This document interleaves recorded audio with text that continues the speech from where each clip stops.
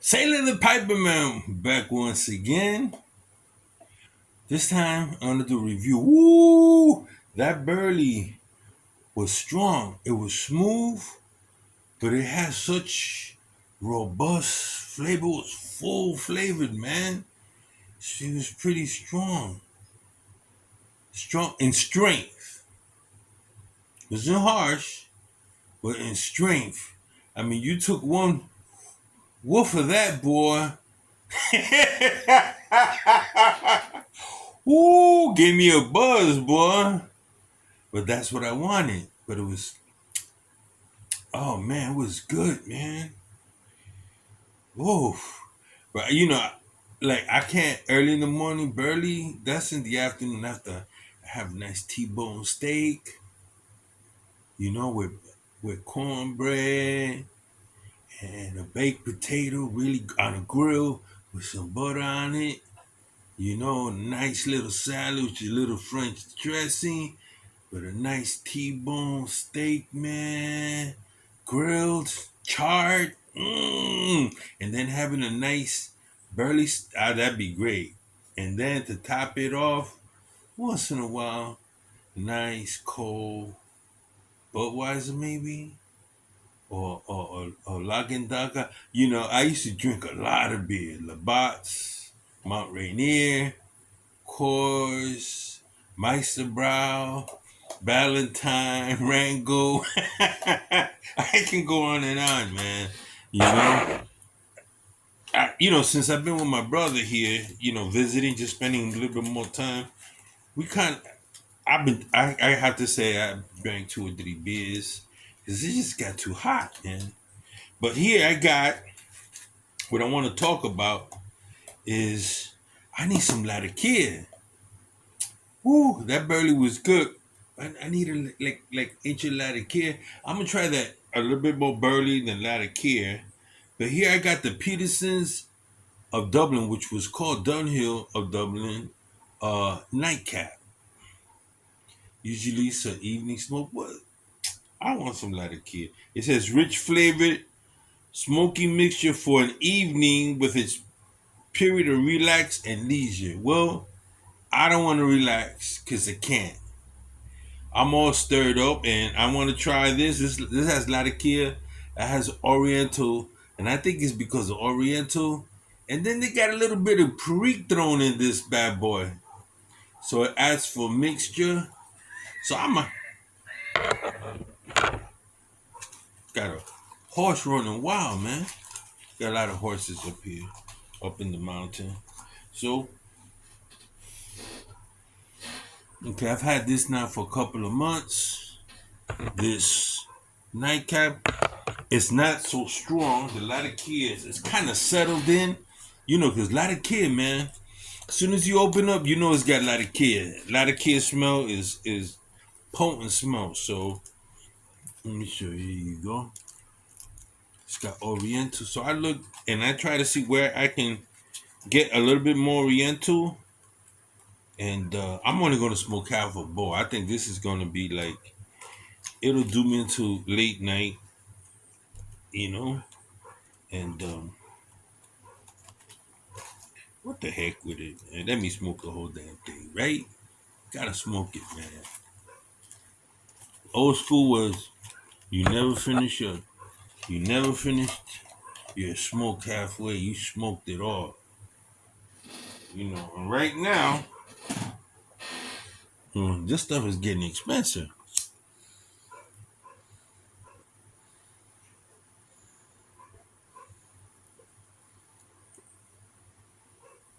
Mm,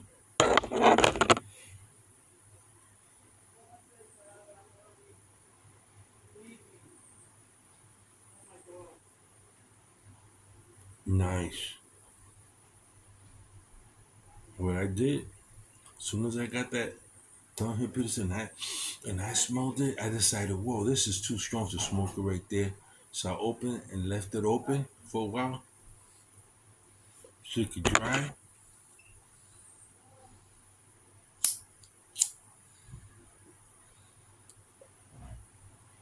But I didn't realize it's humid here. So it actually did with the humidity, it caused it to age a little quicker. It's nice, man. Little latitude. Oh, the Perique said, "Hello, I'm here." Oh wow, really nice. Okay, I want to talk about something before I forget. I did a Met cruise. We went down to Wimbledon. They attached me over Second Battalion out of at the time it was out of Camp Lejeune, North Carolina. I was stationed there, had housing there, had my wife in there. Oh, it was really nice. I can run into the front gate. Always met somebody, grab a ride or whatever. Always left to call my wife. Well, they needed somebody to go on this cruise, and it was heading to Lebanon.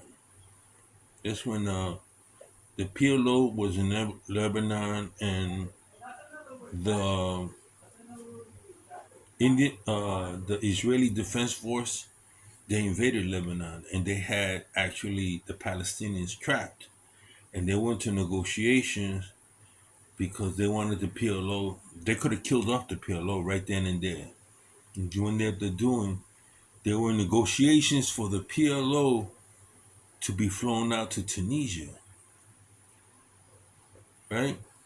So what ended up happening in the process, they attached me from Second Med Battalion to Second Recon Battalion because I had the training. I was cross trained. I had small arms, qualifications fire. I qualified with the shotgun. Don't mess with me, shotgun. Qualified with shotgun, quite small. And so at that time, they were moving from the 45 to the 9 millimeter. I didn't like the 9 millimeter. I didn't think it had the. I didn't trust it. It didn't have the stopping power. And I was so comfortable with it, the grip and everything. So they were trying to give me the 9 millimeter. I said, "You want me to go on this float? I gotta have a nine uh, a coat." So what they did, they were issuing the new brownie. So they give me a brownie instead. That all goes into the arms chest that goes on board the ship. Whatever arms you get from the depot, that's what you're gonna have when you get overseas. So I had that. You had the shotgun. I had the 45. I had 245. I requested it. They wanted me because the uh, uh, lieutenant colonel wanted me to go on this. He requested me. And I was, man, I got to do. I just got back. They wanted me because I had the most time, more experience. I had the Navy expeditionary. I had been to that part of the world before. So I said, yeah. My wife said, okay, you can go. So I hooked it up, signed my will, got in contact with the Red Cross, got my Mars so that I can always stay in contact with my wife. Plus, my mother decided she was going to come down for 6 months. Usually, deployment was like 6 months. So I was out there training at French Creek with Second Recon Battalion, running, doing all the crazy stuff, setting up the triage, recertifying me with IV certification. That's one shot. You got one shot to certify. Why is that? In the IV, when you're out in the field, you don't got to be time poking soldiers. You got to get the IV. You got to get the dextrose. You got to get the codeine or whatever they're going to use to nullify the pain. You gotta be boom, boom, boom. You gotta know where all the spots are in the body. You gotta know the anatomy real well. I was really good at that. Well, I qualified with that. I qualified with the 3 mile run. My time was 9:45, 9 minutes and 45. 3 miles. I ran in 9:40. I'm pretty good shape, man. I was in pretty good shape. Push-ups. I did like something like 52 push-ups, pull-ups. I can carry my weight. I think pull-ups. I did something like 29 pull-ups. So I was like buff. I won the carry man's contest, is which the medics have to carry a man on their back 300 yards. 300 yards. You want 300 yards, not feet, yards. And so we did that, and then I had to go through the obstacle course, which is fun for me. But we had to wear these OBA masks. Then I had to go to nuclear biological training, the chemical training. They stick you into this thing, man. They throw all the gases at you because they were thinking there was gonna be nerve gas. If you run into Iraq at that time, nobody had controlled chemicals, man. That was all over the place. They thought the terrorists got hold of chemicals. Well, we took off. I went with the 24-mile unit, a Marine amphibious unit. Along with that, I was also attached to FSSG, Fleet Supply Support Group. And then I was under that, if need be, I was with second Recon Battalion. I had a tomahawk haircut. I was a lean, mean fighting machine. I had that. I had that. Oh, I wasn't a laughing dude back then. I was totally serious. I was like, dang, what? I hope this goes smooth. I hope we just cruise through the Mediterranean. We get back. 6 months went by. We made all the stops: Rota, Cartagena, Barcelona. We Genoa. We did Sardinia, Corsica, the island of Mallorca. We stopped over at Morocco offshore. We weren't allowed to go in. I went in because they needed volunteers to help in a leopard colony. So I went and did that, helped them out. So it was really nice. I got to go into the Atlas Mountains. All these legendary places. Went through the Pillars of Hercules that you see on TV, the Plymouth Rock, jets fighting MiGs and F-14s fighting the British, and the Moroccans were fighting, taking turns, patrolling that area, going into the Mediterranean. The area has to be secured. So you had Spanish Grenada, and then you have British Grenada. Oh, you going in? You went all right? We went to Haifa. Met with the IDF, Haifa, Israel. We were off the shore of Lebanon, and we end up heading back. We're going to be replaced with another task force. The task force that is there, I think it's five, was going to replace us. But when we got to Grenada again, we stayed at a hotel. We had plenty of money because, we just had money like that. You get a little bit more money if you're on active, you're on expeditionary journey. So when we got there at the hotel, and I'm in the front lobby smoking pipe, and these guys, SAS, from the British Commander Group come in, a whole bunch of them. Tall, big English, Scottish guys came in. I looked at them, I said, what they doing here? I'm thinking they're going to be part of the task force, right? They come in, they put us all on the same floor. So I went over to them, like I always do, how you doing, thing like that. Guy looked at me, oh, you smoke pipe. One guy smoked pipe, we started talking. The word hadn't gotten out, but they knew. He says, oh, you Petty Officer Santiago. Yes, sir, I am. Why? What we got here, you're gonna be attached to us. What are you talking about? We're going back to Wilmington, North Carolina. I'm going back to that Camp of June. And the guy came over to me. He says, "No, you not." Look dead in my face. "No, you not." I'm like, "What? Who says? Where you get that?" "Well, they're gonna explain to you that the operations have changed." I mean, so all of a sudden, the call went out, and we were in our rooms. We were looking out the window. We were drinking, and all of a sudden, "Oh, you guys are reprimanded to go back to the ship." "Why?" "We ain't going back. We ain't going back to Wilmington." I said, "What? 6 months? What are you talking about? They're turning us around, Santiago." I said, "To do what?" "Something came up. They're gonna let us know." So when we got into the airport, we were in parade rest on the flight deck.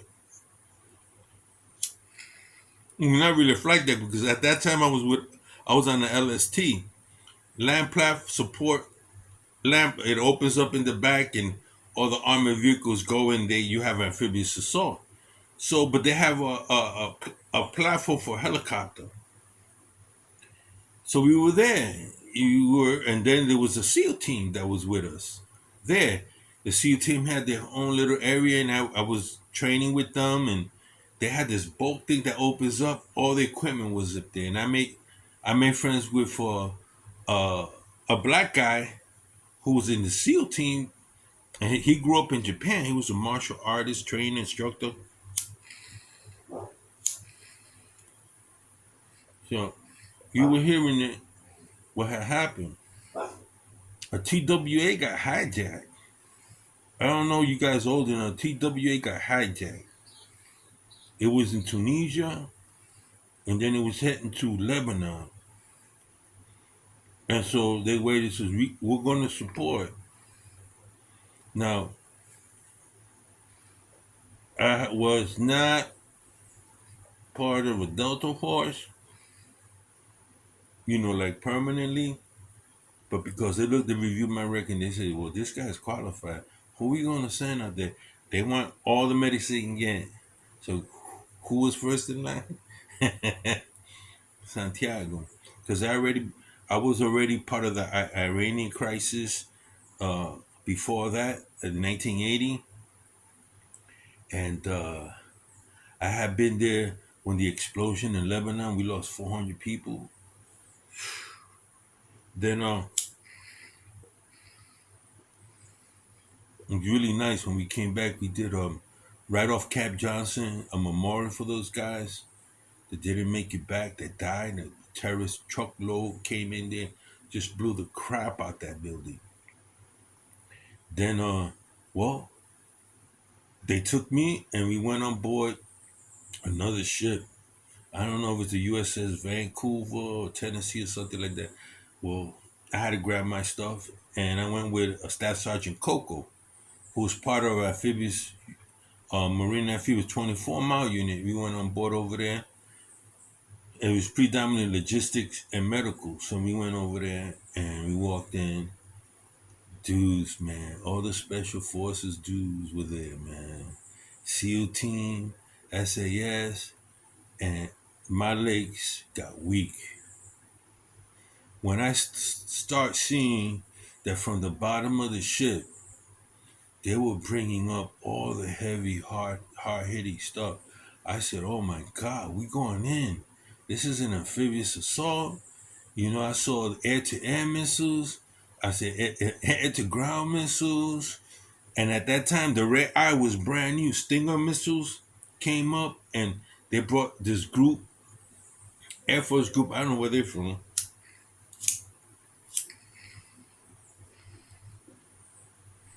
They knew how to use the Stingers and Red Eye. So I was with them. They took me to the war locker. That Sergeant Coco says, what you want to carry? He says, "What? Sign your will, right?" Miguel said, "Yes, I'm at work. What do you want to carry?" Everything that was in there was not even military. They had everything, man, modified. I said, just give me a 45. 45? You gonna take your shotgun? I said, I won't be able to, man. Why? I have modified my cami to carry IVs here, IVs here, in my pants, in my back. I was going in just with water and these bars, granola bars type, for like 7 days. I eat two of those a day. Everything I was carrying in my backpack, 80-pound pack, was nothing but IVs, was nothing but codeine, morphine, injections. Everything I had on me was nothing but morphine. You going like that? That's from experience, bro. When we gonna do this, a lot of dudes are gonna get hurt, man. They looked at me and they were like, this medical over here, Santiago, he's asking for too much stuff. The colonel, lieutenant, who had read my bio, is you give Santiago whatever he wants. Do you understand me? You give Santiago whatever Santiago been in action. If he says he gonna carry 20 morphines, you better pray to God that he don't stick you with one. Meaning that they would have gotten shot or something. So they were like, when they saw me with all that, they were like, then they realized, it says, yo, this is real. This ain't Hollywood. John Wayne ain't gonna come to save the day now. Those kids been fighting, the 16, 14, 15-year-old. They got those RPGs. They don't have to aim it. The shrapnel do the job on y'all. So they were like young, gun ho, SAS, gun ho, recons, gun ho, SEAL team. When they saw me all packed up, and then we did an operation landing exercise on Sardinia, and I went out with the first group. We ain't not supposed to go out with the first group, but I know that the CBs and the recon is done first. And I already knew we're gonna go in. They ain't gonna shoot at us. The following, the following group that comes behind us, they're gonna shoot them and cut us off because we're in the front. So I said, I'm gonna take my chances going on the first wave in the amphibious assault. This was an exercise with NATO, so I did that. I went, didn't tell nobody. They called muster. I was missing. I was already on the on the amphibious landing, bro. I landed and we went up there. It was raining, it was hailing, it was everything you could think of. And I found a crevice between a mountain. It had two ridges coming aside. In between the two ridges, that's why I set up the BDS station. And it was up, man. I had that up. I had some Spanish guys to help me because I could speak Spanish. I said, "This is for y'all. Y'all gonna help me put this up." I was screaming at them. They came, boom, boom, boom, boom, boom. I had, I had my IVs up, battle dressing station. I had the OR facility set up, operating room facility set up. Like it was gonna happen right there. I did not play. I was like ready, you know. So the commander flew in and everything. He goes, "Where's that medic?" He goes, "He's up on that hill between the two ridges." So he come up there, he's coming there screaming at me, "Why are you between here?" I said, "I need cover."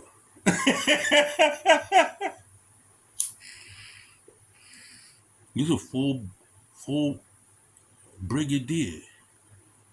And he goes, "Oh, but you could have said it." I said, "I'm not gonna set it down. Right here is the safest place."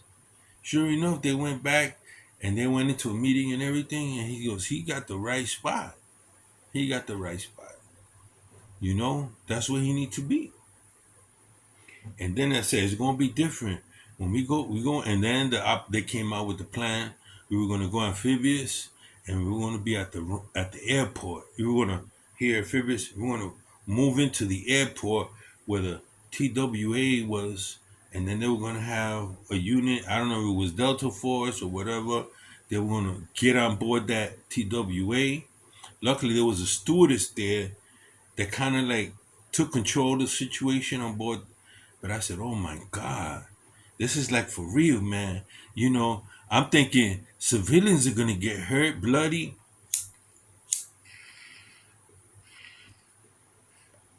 So I was going over my manual, I was going over everything. I said, oh my God. That night, I don't know why Sergeant Coco decided to move us up, and all of a sudden these tracer rounds came at us. Woo, woo, woo, woo, bouncing off the side of the airstrip. The plane was like this on this side of the airstrip, closer to the beachhead. They were hitting us with everything. And Sergeant Coco was standing up. I swear, I lie you not. Like he was in Apocalypse Now. That Colonel standing there, and everything's falling to the left and to the right, and nothing was hitting him. So that's how Coco knew the distance, knew how it was gonna. The rockets were fade, and it barely even got close to him. He's standing up there, and he's tracing rounds left and right. Da, da, da. He goes, Santiago, come here. And I'm crawling over there. He goes, grab that. The red eye. You see that building right up there? See at the corner? Yes, sir. Take it down. I said, what? Take it down. We're getting the rounds. They're gonna get closer. Once the next time they're around, the next round they're gonna be right on top of us. And I look at all the men. Tell you, man. I got the red eye. I said, I don't know. I never used it. He says, go like this, go like that. I aimed that thing at that building, and I went flying back about 4 yards, 5 yards. Sat me in my ass. That round is heat seeking. So when the tracer round was coming, that thing went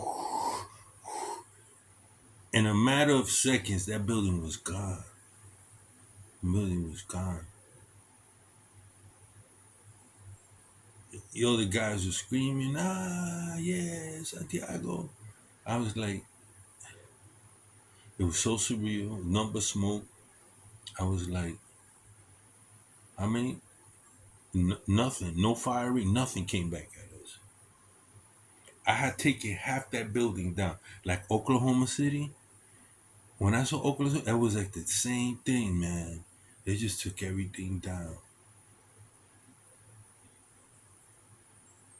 And luckily that we didn't have to go in because somehow they made some arrangement and they flew the plane back to Tunisia or Libya or something like that.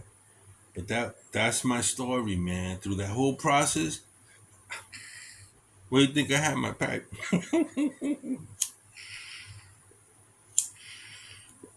I had my pipe with me and my Captain Black. After that, when I went back, I was smoking, man. For a good hour, I was just smoking, man. It was the most frightening situation. No, I had been to more frightening situations, but that was the most intense firefight. Tell you, man. I was so happy. After that, they pulled us out. When the plane left, they pulled us right out, man. I was happy to be home, boy. I was weighing 265. By the time I got back, I couldn't eat nothing. I weighed like 200 pounds. I had lost 60 something pounds, man. My wife didn't even recognize me. I couldn't sleep that night. And that's my story. I just remembered that I had been part of that operation. I try not to remember stuff like that. But letting you know, in Middle East, it's very, very serious. And these boys that going out there, a lot of them young, inexperienced, you're gonna catch hell, man. Say to the piper, piper say to me, say a prayer for those Marines.